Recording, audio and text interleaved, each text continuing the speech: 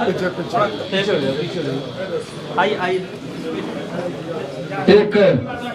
भव्य और विशाल व्यक्तित्व लिए हम लोग के सीनियर, हम लोग के अग्रज, इस विश्वविद्यालय के पूर्व शासन पदाधिकारी, एक कदावर छात्र नेता जो संसद को भी विश्वविद्यालय के रूप में प्रेजेंट करता है और उस संसद में अपने आप को छात्र नेता के रूप में रखते हैं, हमारी आवाजों को बुलंद करते रहे हैं, हमारी स्पीकर को बुलंद करते रहते हैं, हमेशा महामना के मूल्यों पर चलने वाले, इस विश्वविद्यालय की गरिमा को आगे बढ़ाने वाले, छात्र हितों की बात करने वाले हमारे बीच हमारे अग्रज उपस्थित हुए हैं। हम सभी छात्र मित्र दोस्त उनके अनुज आभार व्यक्त करते हैं और मैं अपने मित्र विकास जी को कहूंगा कि हमारे अग्रज से कुछ अपनी मांगों से अवगत कराएं कि हम किन किन बिंदुओं पर आए हैं। हालांकि बता दिया गया है, लेकिन फिर भी कुछ चीजों से हमें शक न हो कि हमारे अग्रज अभिज्ञ हो, तो मैं आपसे आग्रह करूंगा कि महोदय को हमारी बातों से अवगत कराएं। उसके बाद महोदय का उद्बोधन हम छात्रों के बीच, हम सभी मित्रों के बीच। धन्यवाद। धन्यवाद सर। आज आप हम लोगों के बीच में आए, ये हमारे लिए गौरव की बात है कि अभी भी छात्र संघ के पूर्व पदाधिकारी हम छात्रों के प्रति इतने संवेदनशील हैं कि आज 15 दिन से हम लोग धरनारत हैं और वे धरने पर पहुंच के छात्रों का हालचाल जान रहे हैं। क्योंकि विश्वविद्यालय प्रशासन से ऐसी अपेक्षा थी कि वे उन लोगों को यहाँ आकर हमारी समस्याओं को सुनना चाहिए, लेकिन विश्वविद्यालय प्रशासन के अधिकारी अपने छात्रों के प्रति एकदम निरंकुश हो गए हैं। हमारी कुछ मांगे थी, इन्होंने पीएचडी प्रवेश के लिए जो नई नियमावली लाई वह बेहद ही त्रुटिपूर्ण नियमावली थी, जिसमें सबसे पहले और सबसे बड़ी जो बात थी विभागीय सीट चोरी का। विभाग उतनी सीटें नहीं भेज पाता है जितनी सीटें विभाग में खाली होती हैं। विभागीय मनमानी से सीटों को भेजा जाता है यहाँ पर और वह बुलेटिन में आता है। तो हमारी पहली मांग थी कि बुलेटिन में विभागों में रिक्त सीटों के सापेक्ष कम सीटें निकाली गई हैं। विभाग में पर्याप्त सीटें उपलब्ध हैं, अतः सभी शिक्षकों के अंतर्गत रिक्त सीटों की विज्ञप्ति को विज्ञापित किया जाए। संक्षिप्त में बताओ। हमारा दूसरा जो मांग पत्र था, रेट एग्जम्प्टेड हेतु सीटों के सापेक्ष 4 गुना अभ्यर्थियों को बुलाने का नियम दोषपूर्ण है। इन्होंने क्या किया कि फॉर्म सारे बच्चे भरेंगे और एक सीट पे 4 ही बच्चों को बुलाया जाएगा। तो हमारी मांग थी कि टेस्ट बी के लिए इंटरव्यू की प्रक्रिया में सभी छात्रों को बुलाया जाए जो कि फॉर्म फिल करते हैं। हमारी जो तीसरी डिमांड थी कि इन्होंने एक ऐसा व्यवस्था लागू किया कि नेट जेआरएफ पास अभ्यर्थियों के मेरिट, जो नेट जेआरएफ में नंबर आता है उसके आधार पे मेरिट तय करेंगे, जो कि दोषपूर्ण है। चूंकि यह हर 6 महीने के बाद नंबर फ्लक्चुएट करता है, कभी किसी बच्चे का आगे चला जाता है, कभी किसी बच्चे का कम नंबर आता है। तो इस आधार को खत्म किया जाए, ये हमारी तीसरी डिमांड थी। चौथी जो हमारी डिमांड है कि आरईटी की परीक्षा जो बीएचयू पहले खुद लेता था एमए पास विद्यार्थियों के लिए, उसमें इन्होंने नेट जेआरएफ के बच्चों को, जेआरएफ जो पास है उनको 5 नंबर अतिरिक्त दिया गया है। यह व्यवस्था भी पूर्णतः दोषपूर्ण है, तो इस व्यवस्था को भी वापस लिया जाए। एमफिल हेतु एग्जम्प्टेड छात्रों को शैक्षिक परफॉर्मेंस इंडेक्स किस प्रकार तय होगा यह भी स्पष्ट नहीं किया गया है। कुछ विभागों में उपविषयों में भी पीएचडी हेतु अनुमति है, जैसे धर्मागम विभाग में आगम, हिंदी तथा पत्रकारिता में प्रयोजन मूलक एवं समाज शास्त्र में समाज कार्य। इन विभागों की स्थिति आज तक स्पष्ट नहीं की गई है।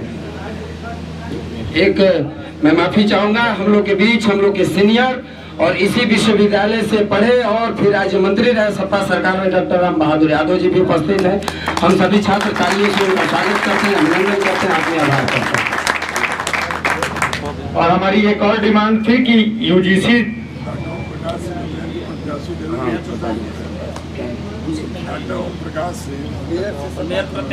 सपा से मेयर प्रत्याशी हम लोग के ओम प्रकाश सिंह जी भी रहे हैं, इनका भी हम लोग आत्मीय स्वागत और अभिनंदन करते हैं। बीएचयू से हम पढ़े हैं, माफी चाहूंगा, हम लोग की अभिज्ञता है क्योंकि प्रॉपर कोई चैनल नहीं है मिलने का और इसलिए थोड़ी बहुत त्रुटियां हो रही हैं। और जो मुख्य मांग है, विश्वविद्यालय नेट के बच्चों के साथ एकदम सौतेला व्यवहार कर रहा है। ये लोग चाहते नहीं है कि अपने यहाँ से नेट वालों के बच्चों को पैसा दिया जाए, इसीलिए ये लोग चाहते हैं कि सिर्फ JRF के बच्चे यहाँ पे प्रवेश पा पाए, क्योंकि JRF का फेलोशिप हम लोग वहाँ ऊपर से आता है। तो हम लोग हाँ अब हम लोग चाहते हैं कि माननीय नेताजी हम लोग को संबोधित करें।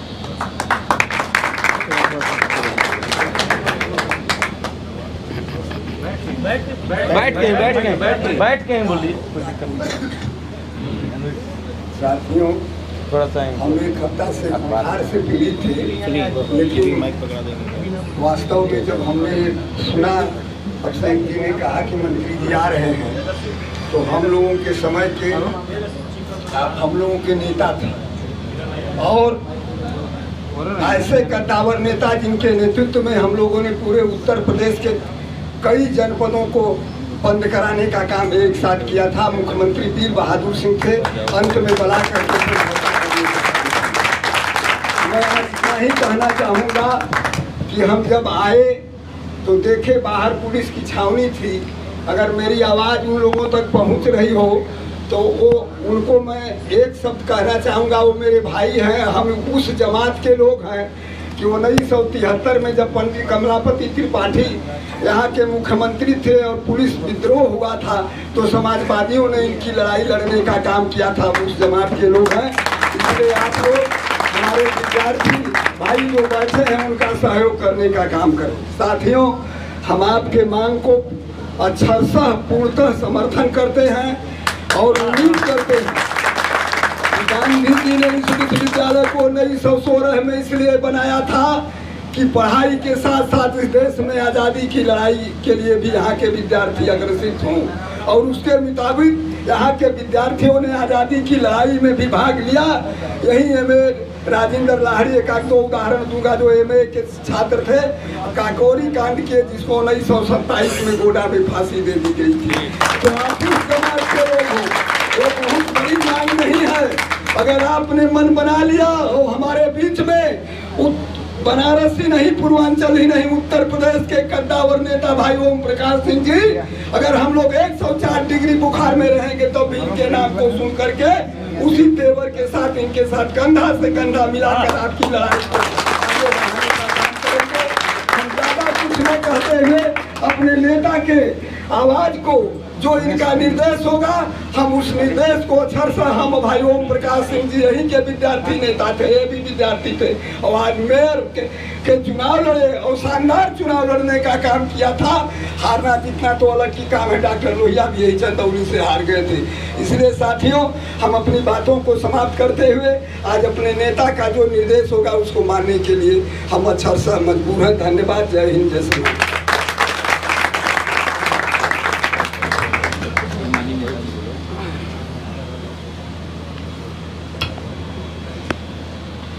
आदरणीय डॉक्टर साहब डॉक्टर बहादुर सिंह यादव जी, दूसरे डॉक्टर ओम प्रकाश जी जो BHU के छात्र नेता हमारे संघर्षों के साथी रहे, और हम डॉक्टर साहब डॉक्टर ओम प्रकाश जी, एक अजय यादव जी, ये भी छात्र नेता है, और मुगल सराय डिग्री कॉलेज का पदाधिकारी के साथ साथ बहुत जुझारू लड़का भाई परवेज साहब हैं, भाई संजय सिंह, ये भी हमारे छोटे भाई हैं, और इन्हें डॉक्टर सूबेदार सिंह, डॉक्टर छोटे लोहिया के नाम से जाते हैं, और कई ऐसे नौजवान साथी जिससे रात की मेरी भेंट हुई। मैं सभी धरना पर बैठे हुए नौजवानों को अपनी संवेदना, और मैं आपके साथ खड़ा हूँ दिल से, दिमाग से, मन से, सोच से, जमात से, और मीडिया और तमाम साथियों, हम समझ ही नहीं पा रहे हैं कि गड़बड़ी कहाँ से है। या तो जो लेक्चरर, रीडर, प्रोफेसर होता है, जब हेड टीम डायरेक्टर हो जाता है तो उसकी सोच बदल जाती है, जब कुलपति हो जाता है और बदल जाती है, जब कुछ बड़े पद और ओहदा पर चले जाता है तब भी दिमाग खराब हो जाता है। लेकिन ये नहीं जानते हैं कि वो भी कभी किसी जमाने में छात्र रहे हों, छात्र होने के बाद शोध के विद्यार्थी रहे होंगे, फिर लेक्चरर हुए होंगे, लीडर हुए होंगे, प्रोफेसर हुए होंगे, और फिर इसके बाद बड़े बड़े पदों पर जाने का हम समझ नहीं पा रहे हैं। अभी PHU में का लड़का दिल्ली यूनिवर्सिटी में इंटरव्यू देने जाता है, जो यहाँ के गोल्ड मेडलिस्ट हो, नेट क्वालिफाई हो, दिल्ली यूनिवर्सिटी में जाता है, तो जो इंटरव्यू लेने वाले प्रोफेसर हैं कहते हैं कि कैसे हो, कहाँ से आए हो, तो कहते हैं चाय पियोगे। नौजवान है, सोच में आया होगा कि सर बोल रहे हैं तो चाय पीना कोई गुनाह तो नहीं है। प्रोफेसर तो दारू भी पीते हैं, मैं जानता हूँ। छात्र से कह दिया कि चाय पियोगे, उसने कहा दिया सीनियर होने के नाते पूछ रहे हैं, जूनियर तो कहे क्यों नहीं पी सकते हैं, तो कहे बाहर जाओ और चाय पी लेना। उसका यही इंटरव्यू था। ये हंसने की बात नहीं है, ये गुस्सा करने की बात है। आज उत्तर प्रदेश, बिहार, मध्य प्रदेश, राजस्थान, झारखंड, छत्तीसगढ़, बंगाल, मैं इसकी भी बात जोड़ रहा हूँ। अभी तो मुल्क के सरहद के बगल वाले लोग विद्रोह करने की तैयार है। जिस दिन उत्तर प्रदेश, बिहार, झारखंड, मध्य प्रदेश, राजस्थान का नौजवान बिल्कुल फूंक देगा लड़ने के लिए, तो इस देश की पलटन और इस देश की सेना नहीं लड़ पाएगी। PHU की स्थापना पंडित मदन मोहन मालवीय ने जब स्थापना किया होगा तो कहीं न कहीं दूरदृष्टि रही होगी। ये काशी सर्व विद्या की राजधानी रही है, यहाँ तमीज और तहजीब का मरकज रहा है।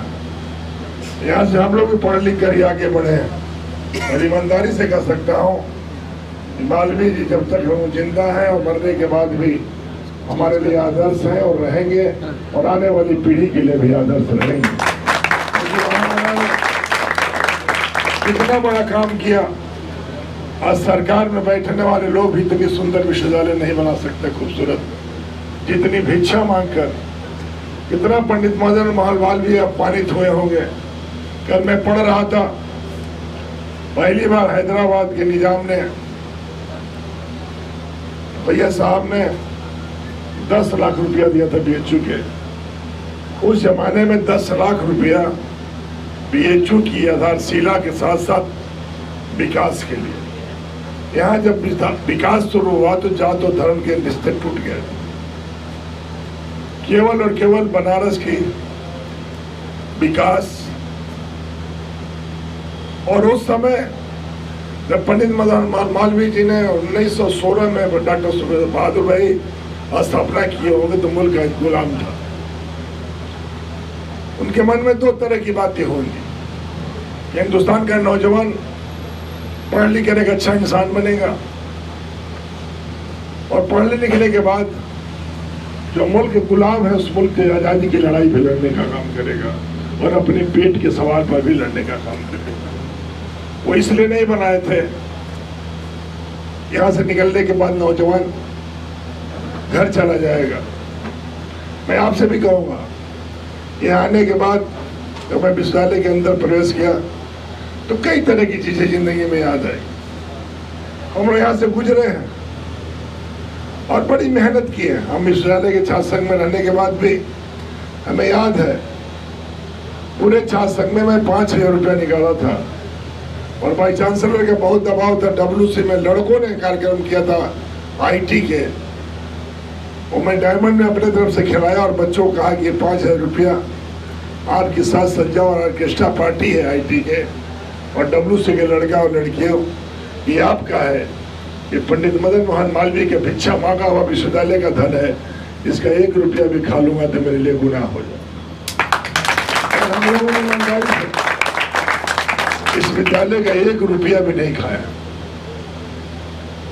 पद पर आते हुए भी हम लोगों ने जो सम्मान के साथ यहाँ लड़ने का काम किया, और कभी अपने लिए नहीं लड़ा। जब टेस्ट शुरू हुआ तब लड़े, और जब तक नहीं चाहे तब तक टेस्ट नहीं हो पाया। कुलपति नहीं चाहे तो नहीं बैठे सेंट्रल स्कूल में, सेंट्रल ऑफिस में। हम लोग नहीं चाहे तो पहली बार विश्वविद्यालय कर्मचारियों से मिलकर 21 दिन ताला बंद हो गया। कर्मचारी ताला खोलने के लिए तैयार नहीं था और छात्र पढ़ने के लिए तैयार नहीं था। और हिंदुस्तान की राजनीति में पहली बार विश्वविद्यालय बिना एक ठेला चले हुए, डॉक्टर बहादुर भाई आपको याद होगा, सब बच्चियां इस इलाज में चली गई थी और लड़के रोड पर बैठे थे और आईटी तक लड़के रोड पर बैठे थे।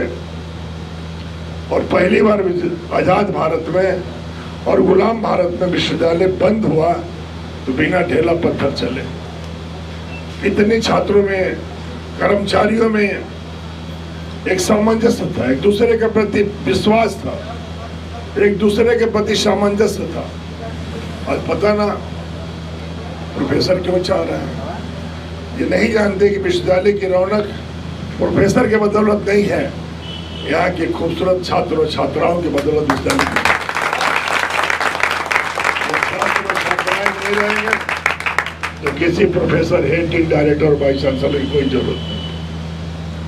ये हमारे आभूषण है, हमारे गहने हैं, हमारी रौनक है, हमारे सोना है, हमारी चांदी है, हमारी बहुमूल्य धरोहर है। और ऐसा नहीं है जैसा हमारे विकास और सब साथियों ने अपने रखने की बात किया। यहाँ जब इंटेंस नहीं था, जहां यहाँ बिना नेट के पास के लड़के पीएचडी किए, वो अमेरिका में गए हैं, यूके में भी गए हैं, जर्मनी में भी हैं, पेरिस में भी है, और मुझसे आज भी संपर्क। ऐसा नहीं कि जब इंटेंस हो गया तो ये लड़के बहुत आगे बढ़ गए, जब इंटेंस नहीं था तो यहाँ के बच्चों ने नौजवानी में अपनी पठन पाठन से अभाव में रहकर भी सेंट्रल लाइब्रेरी हम लोग खुलवाने का काम किए, रात को भी खुलवाने का काम किए थे। छात्रों के डिमांड पर हम लोगों ने बहुत कुछ किया है। हर रूम में पंखा लगवाना, हर हॉस्टल में टीवी लगवाना, ये मैंने किया अपने शासन। छात्र नेताओं का नहीं, छात्रों का 20 रुपया का आसन मनी था। और उस जमाने में 1916 के बाद हमारे समय में 47 लाख रुपया जमा था। जो लड़का पढ़ के गया अपनी कासन मनी नहीं लिया, और वो 20 रुपया कासन मनी 47 लाख हुआ था। और उसी पैसे से छात्र कल्याण समिति के हमने पास करा के, एजुकेटिव काउंसिल लोग से पास करा के हम लोगों ने हॉस्टलों में पंखा लगवाने का काम किया। जब रूम में पंखे नहीं थे, बच्चे पढ़ नहीं पाते थे। हमें आज भी याद है 43 लाख समथिंग पैसा छात्रों के पैसे से विश्वविद्यालय के कमरों में पंखा लगा। ये कोई नहीं जानता, आप भी नहीं जानते हो, हम लोग बताने का मौका भी नहीं मिला। तो ये विश्वविद्यालय अनुदान से नहीं, सहयोग से चला। ये विश्वविद्यालय हर लोगों के सामंजस्य और सहयोग से चला है। अब कुलपति महोदय, पता नहीं, समझ में नहीं आता। आप कहते हैं बीएचयू के लड़के हैं, ना पढ़े, तो आप कहाँ के रहने वाले हो? क्यों आप वाइस चांसलर बन गए? इससे पहले वाइस चांसलर बने नौजवान आप नहीं झगड़ा किए। तो अगला कुलपति केवल जेएनयू के लड़के को नियुक्ति कर रहा था और एक बार भी आप नहीं बोले। आप अपने गिरेबान में झाँको। हम लोग अपने जमाने में मजबूत थे भी, खूबसूरत भी थे, बहादुर भी थे,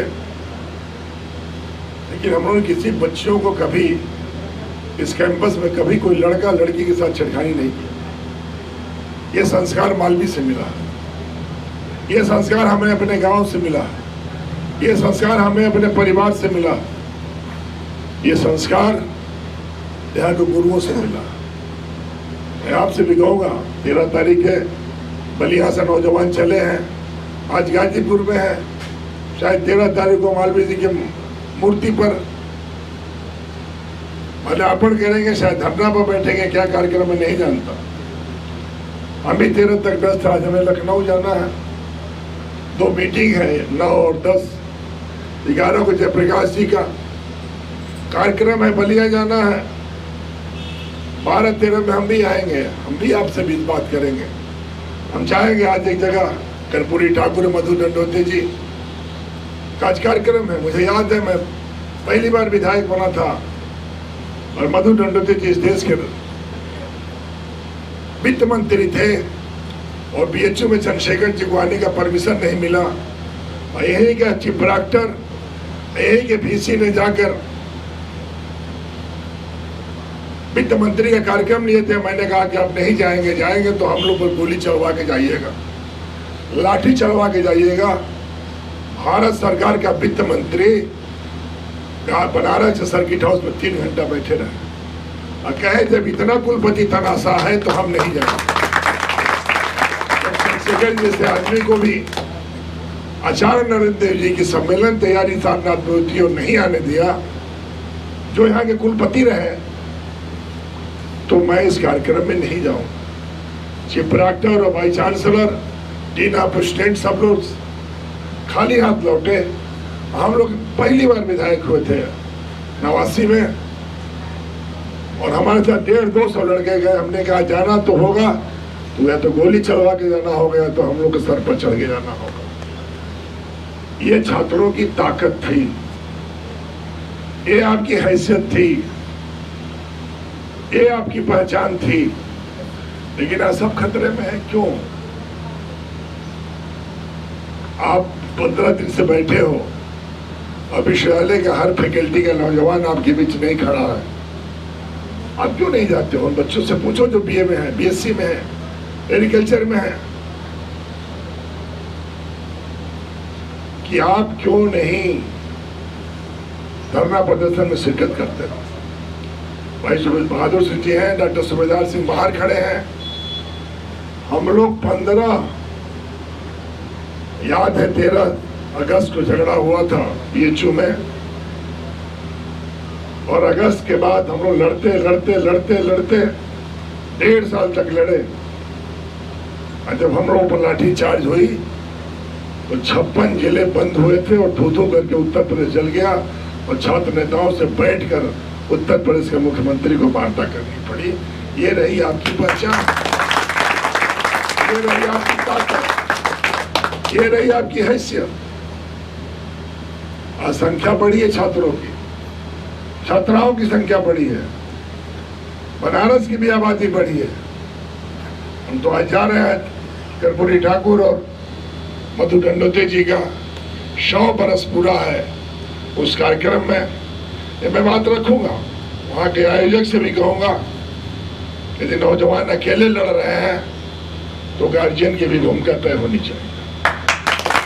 गार्जियन क्या करेगा ये भी तय होनी चाहिए। एक कुलपति, हम लोग के जमाने में याद था बहादुर भाई, 4 लेक्चरर का, 6 रीडर का और 12 पद प्रोफेसर का था PhD में। आज भी वही होगा। जब संख्या बढ़ गई, प्रोफेसर की संख्या बढ़ गई, छात्रों की संख्या बढ़ गई, लेकिन सोच का सिस्टम नहीं बनता। और फिर जब आपके विश्वविद्यालय के नौजवान, और हम पहली बार सुन रहे हैं कि कोई प्रोफेसर है, डीन डायरेक्टर शोध के छात्रों की संख्या घटा रहा हो, छिपा रहा हो, इससे बड़ा दुर्भाग्य और क्या हो सकता। मुझे वो भी याद है भाई बहादुर भाई साहब, आपको याद होगा, डीन ऑफ स्टेट थे डॉक्टर त्रिभुवन सिंह जी हिंदी वाले, प्रोफेसर जो बाद में वाइस चांसलर हुए काशी महात्मा गांधी काशी विद्यापीठ में। और हमें याद है कि हम लोग गांव के बेस से आते थे। उस जमाने में 500-1000 रुपया बहुत बड़ा सहयोग होता था। हर साल हम लोगों ने छात्र कल्याण समिति से पास कराया।